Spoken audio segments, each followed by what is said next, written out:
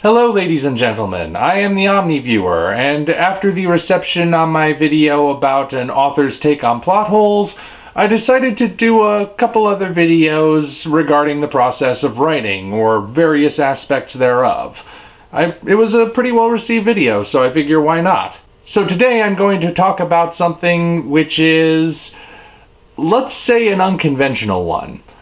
I want to talk about fan fiction from an author's perspective.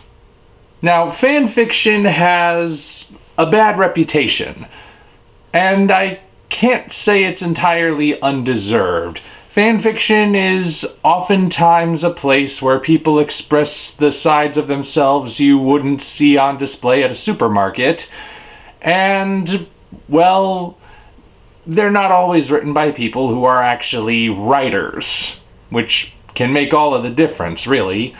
So, okay, fan fiction doesn't necessarily have a good reputation, but speaking as an author, I actually believe that if you yourself are a writer, you shouldn't necessarily shy away from writing fan fiction. Now, let me clarify on this.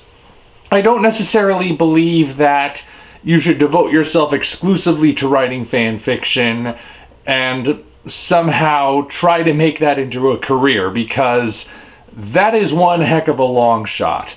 Unless, of course, you get picked up by some sort of estate or company that will allow you to write for some sort of popular long-running character, like say you got hired by either DC or Marvel to write for one of their superheroes, or you got in touch with the estate of Edgar Rice Burroughs and got permission to write an officially sanctioned Tarzan novel.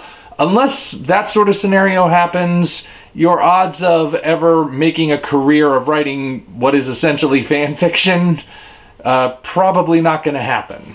Though I suppose there is a discussion to be had about whether or not an author who picks up a long-running character like Superman or Spider-Man or James Bond or Godzilla or one of those guys and starts writing new material for it is essentially writing fan fiction or not, but we can get into that at another point. I'm here to talk about fan fiction from an author's perspective. Now, like I said, fan fiction generally has a bad reputation, and it's not the sort of thing you can really make a career out of. But I actually feel that if you are an author, whether you're a well-established one, or you're just getting started, or you're trying to become one, I feel that there's no reason why you shouldn't write fan fiction.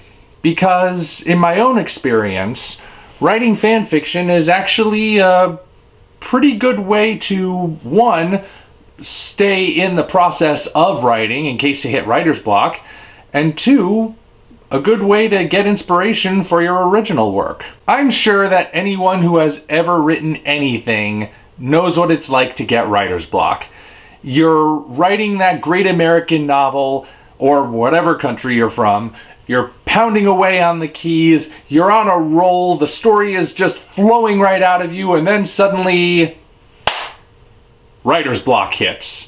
You stop. You're suddenly at a place where you don't know how to progress. Even though you still have a pretty good idea of where you want the story to go, getting there suddenly just isn't working within your mind.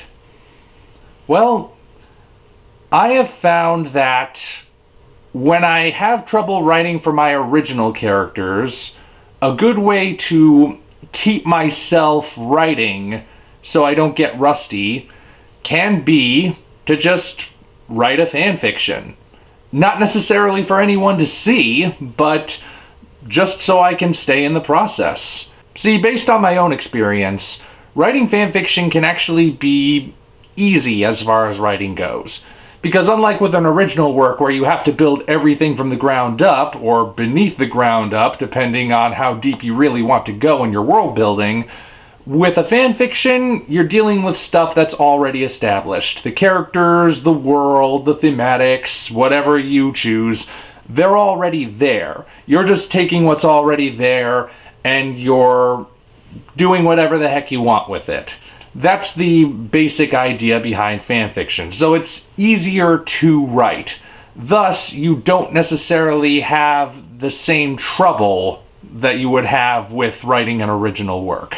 Even if you're introducing an original character into that fan fiction, you're technically still creating a character that exists within that established world alongside these established characters. And barring the creation of a Mary Sue, that character will probably still adhere to those rules, right? So, since it's easier to do, that helps in the writing process, I find. You're still technically writing, and that is ultimately a writer's job. You're not necessarily working on your original stuff, but it keeps the juices flowing within your brain. And in fact, that brings me to my second point, which is that as you're writing fanfiction, you can actually find inspiration for your original work. Now, by that, I don't mean that you will somehow find a way to incorporate those third-party licensed characters into your original work. That is very ill-advised. What I'm saying is that you will probably come across, in your writing of this fanfiction, a certain turn of phrase, or a certain description, or a certain dialogue exchange that you'll find is really good, and you'll want to incorporate that into your original work somewhere. It need not necessarily be married to that specific story with those specific characters. You can take that and, if it involves unoriginal characters, add a few tweaks and put it into your own work. That's happened to me quite a few times.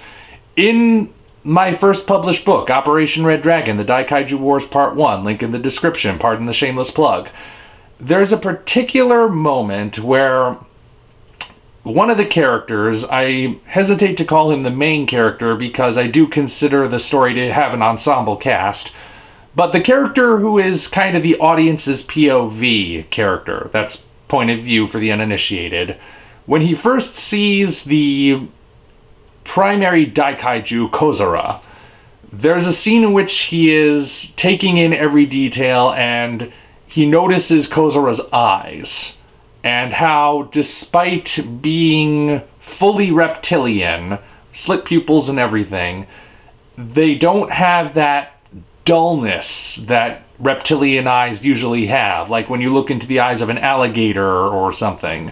It's not an animal's eyes. They are intelligent eyes, but they are not human intelligent. They have a strange, otherworldly intelligence behind them.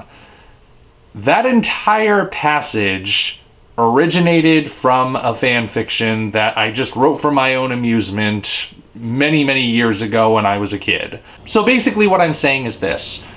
If you're trying to be a professional author, you may have it in your head that you want to distance yourself from fan fiction. That is the stuff you don't want to be involved in. But I personally think that it's a good way to stay in shape, if you will. It's sort of like writing fan fiction is exercise, and writing your original novel, that's the big Olympic event. That's the best way I can summarize it. Fan fiction is practice, your original writing is what you practice for. So there's no reason to distance yourself from it. Obviously, you shouldn't be so wrapped up in it that it takes away from your original work. But if you've hit writer's block with that original stuff and you need to get back into the swing of writing, go ahead, write a fan fiction, just to keep yourself writing. Who knows what you might come up with while you're doing it. Until such time as we meet again, this is the Omni Viewer signing off.